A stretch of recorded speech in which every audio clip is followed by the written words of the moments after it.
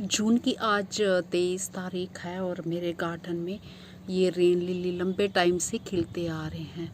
तो पहले भी मैंने कई दिन पहले वीडियो शेयर किया था, तब खिले थे, फिर बीच में ख़त्म हो गए, फिर बीच में खिले, अब फिर आज ये देखिए खिल रहे हैं और कुछ खिल खिल के जो वो मुरझा भी गए हैं। नमस्कार जी, मैं मंजू। आज मैं आपको एक बहुत ही बढ़िया वेजिटेबल के बारे में बताऊंगी। तो उसके लिए मैंने वीडियो जो है लास्ट ईयर भी बनाया था।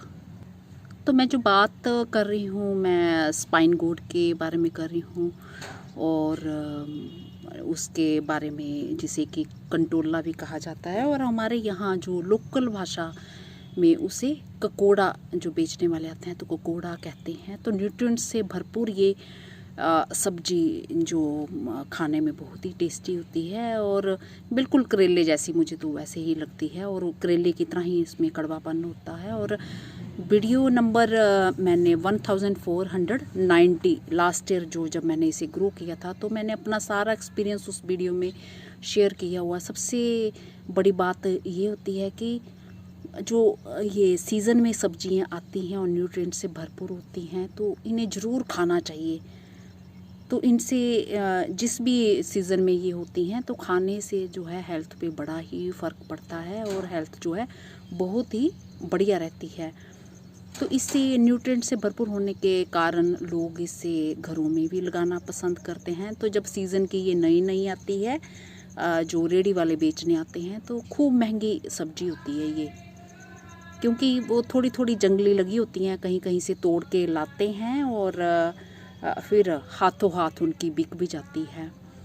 तो कई सारे वीडियोस मैंने इसके बारे में देखे, कोई हाइब्रिड वाला भी बताता है। तो एक्चुअली मेरे यहाँ तो ये मार्केट में जो बिकते हैं आते हैं जंगली ही बिकते हैं, तो मैंने हाइब्रिड वाले नहीं देखे हैं। तो मैं इसी के बारे में जानकारी दूंगी। तो इसे ग्रो करना बहुत ही आसान है और बहुत ही जल्दी इस पर जो फ्रूटिंग भी स्टार्ट हो जाती है। तो लास्ट ईयर जब मैंने इसे ग्रो किया था तो मैंने 14 जुलाई के दिन इसे ग्रो किया था और 17 जुलाई को मैं फिर हिमाचल चली गई थी। तो तब तक तो मेरे कोई भी पौधा इसका नहीं निकला था।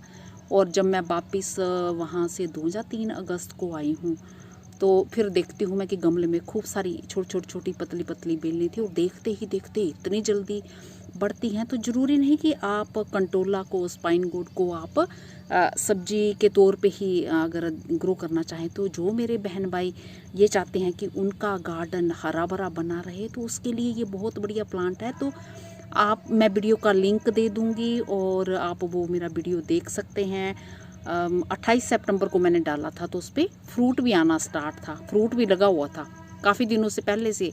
तो जो फ्रूट भी है जो वो 2 महीने में, 2 सवा 2 महीने में आना जो स्टार्ट हो जाता है, और 1 महीना 10 दिन के बाद सीड सोइंग के तो इस पर फूल आना भी स्टार्ट हो गए थे।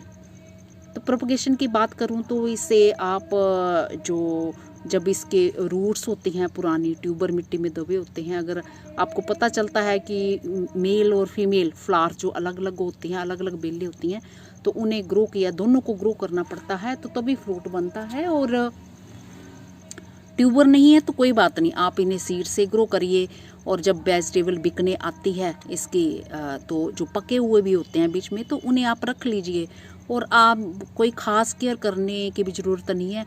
मैंने तो ऐसे ही निकाल के पिछली बारी एक डिब्बी में बाहर ही सीढ़ियों में रख दिया था और उसी को उगाया, और सारे के सारे मेरे ख्याल से गिने तो नहीं थे मैंने, सीड्स निकल ही आए होंगे।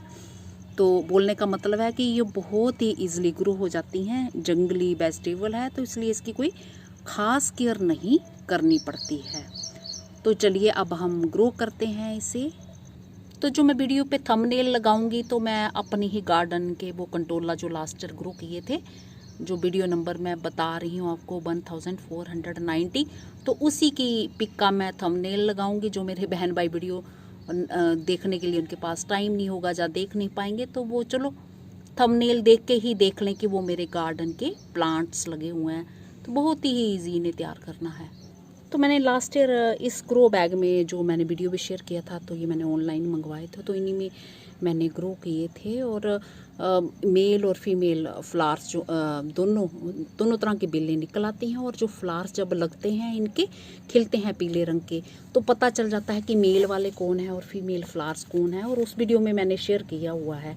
तो जिसमें छोटा सा फ्रूट बना होता है साथ में फ्लावर के, वो फीमेल होते हैं, और जो येलो कलर के सिर्फ फूल ही फूल होते हैं, फ्रूट नहीं बना होता, तो वो मेल फ्लावर होते हैं। तो अगर मेल फ्लावर की ज़्यादा बेलें हैं तो कुछ एक निकाल दें, और बाकी फीमेल फ्लावर्स की आप ज़्यादा रख सकते हैं।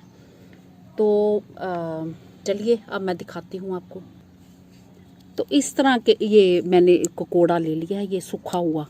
ये तो मैं सारे सीड इसके निकाल दूंगी, सारे ही इसके लगा दूंगी। ये तो नहीं पता क्योंकि मैंने पिछली बार 14 जुलाई को लगाए थे और 17 को तो मैं चली गई थी, तब तक तो इसके उगे नहीं थे। और उगने में कितना टाइम लगा, जब मैं वापस आई हूँ तो बेलें उगी हुई थी। तो अब पता नहीं कितने दिन लिए इन्होंने, 4 दिन में तो उगे नहीं।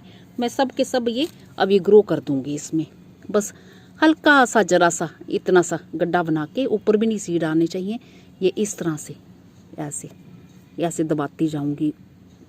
ये एक सीढ़ी ये गिर गया था, और चलो जितनी भी निकले उतनी ही मैं चलने दूंगी, या फिर देखूंगी कोई और बैग होगा तो मैं ट्रांसप्लांट भी कर सकती हूँ। ये ऐसे मतलब इतना का गहरा आप इसको दबा देना, ज़्यादा गहरे से नहीं दबाना। तो मिट्टी कैसी होनी चाहिए, मिट्टी जो मेरे गार्डन की बुरबुरी जैसी है। ये तो जंगली सब्जी होती है, तो वहाँ तो पत्ते वगैरह पेड़ टूटे फुटे वो सड़े गले वो ही होती हैं। और जहाँ पे बहुत घने घने पौधे होते हैं, हैज वगैरह, तो खूब सड़क के किनारे ये लगे होते हैं। जहाँ लोगों ने खेतों में कहीं कहीं जैसे लगे होते हैं, तो हैज वगैरह बनी होती है, वहाँ पे लगे होते हैं। तो वहाँ से भी आप इसका सीड ले आ सकते हैं। और ये हमारे लग गए, और अब हम इसे पानी दे देंगे। तो आप गोबर की खाद वगैरह भी मिला सकते हैं, जो मिलाना चाहें। मिट्टी बुरबुरी होनी चाहिए, हार्ड नहीं होनी चाहिए।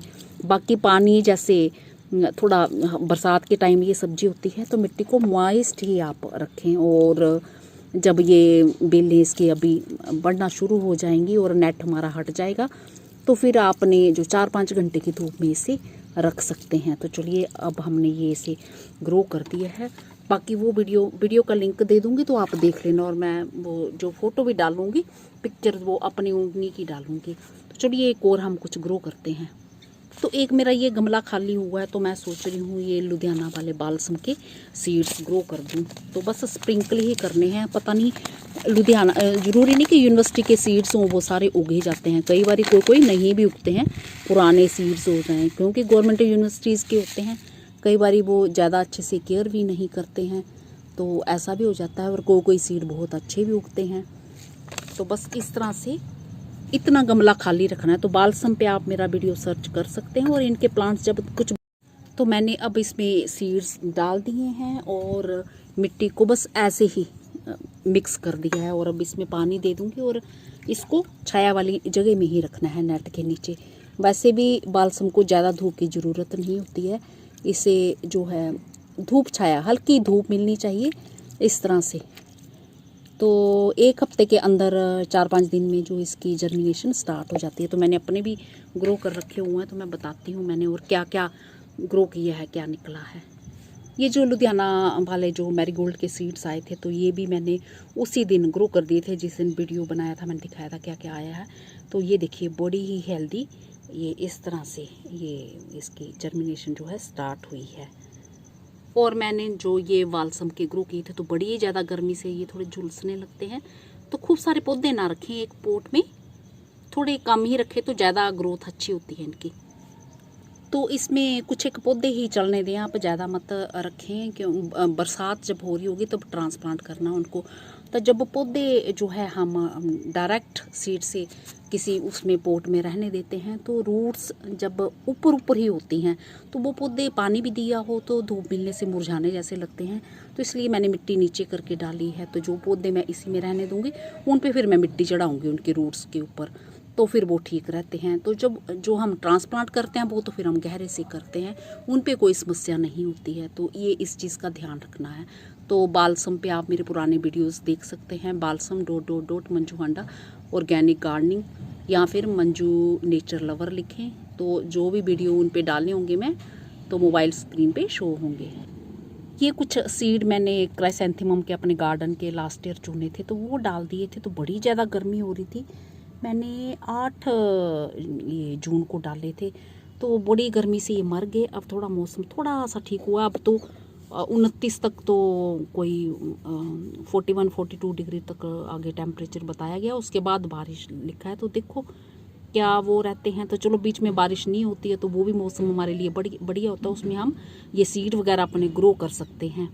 और फिर अगर बारिश होती भी है तो इतने सीड हमारे ग्रो हो जाएं ताकि जो सीड हमारे फिर सड़ने के चांसेस नहीं होते हैं। बस बहुत ज़्यादा पानी से, ओवर वाटरिंग से इन्हें बचाना है। तो ये देखिए इतने पौधे निकल आए हैं मेरे। चलिए, ऐसे तो वीडियो मेरा बहुत लंबा हो जाएगा, मैंने बहुत कुछ ऐसे ग्रो कर रही हूँ जैसे भी मुझे टाइम मिल रहा है। तो आपको भी जैसे टाइम मिलता जा रहा है कुछ ना कुछ लगाते जाइए। नमस्ते जी।